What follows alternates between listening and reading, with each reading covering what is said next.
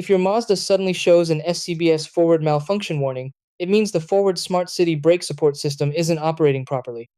This safety feature is designed to automatically apply the brakes at low speeds, usually under 19 miles per hour, to help prevent or reduce collision impact. When it detects a problem, you'll see an amber warning light on the dashboard along with a system message.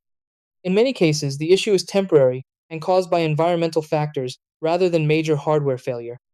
Important steps: 1. Clean the windshield area near the rearview mirror where the camera sensor is located, removing dirt, ice, or debris.